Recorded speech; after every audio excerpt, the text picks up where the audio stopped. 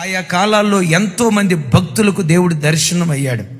చిన్న వయసులో ఆ యవనస్తుడు తల్లిని కోల్పోయాడు. మనశ్శాంతి లేదు, ఎన్ని చేసినా తన హృదయంలో నెమ్మది కలగట్లేదు. ఒకనొక రోజు తన మనసులో అనుకుంటున్నాడు, దేవుడు అనేవాడు నిజంగా ఉన్నాడా?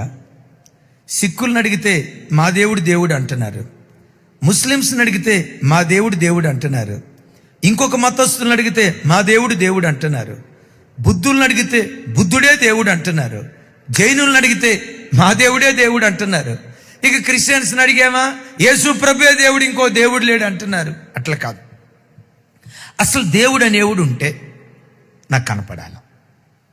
3 రోజులు ప్రార్థన చేస్తా. ఈ 3 రోజుల్లో దేవుడు కనపడ్డా నేను బ్రతుకుతా.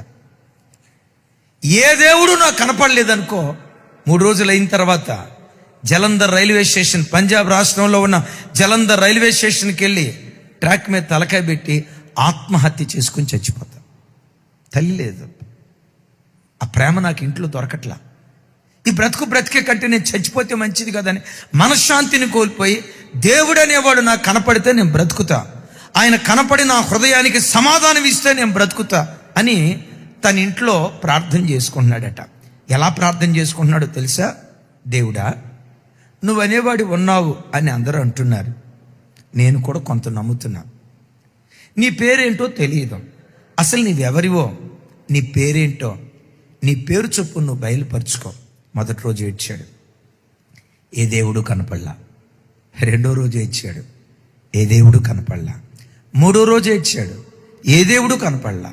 ఇక 3వ రోజు మధ్యరాత్రి అవుతుంటుండగా తెల్లారిందా, జలంధర్ రైల్వే స్టేషన్కి వెళ్ళి ఆత్మహత్య చేసుకొని చచ్చిపోవాలి డిసైడ్ అయిపోయాడు.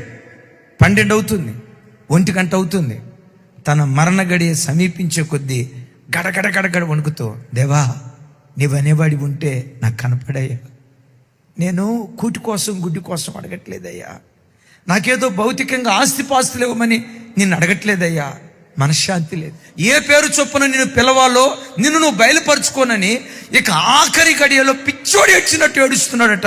ఏ దేవుని పేరు పెట్టకుండా కళ్ళు మూసుకుని అలా ఏడుస్తూ ఉంటుండగా ప్రకాశమానమైన వెలుగు ఆయన గదిలో ప్రత్యక్షమైందట.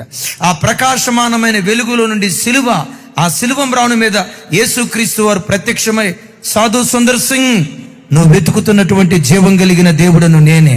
అయ్యా, నువ్వు మాలామాదిగోళ్ళ దేవుడు అంటారు కదా, తెల్లోళ్ళ దేవుడు అంటారు కదా, అమెరికా దేశపు దేవుడు అంటారు కదా, నువ్వు మా దేవుడు కాదు కదయ్యా, నువ్వు ఎవరి దేవుడివి?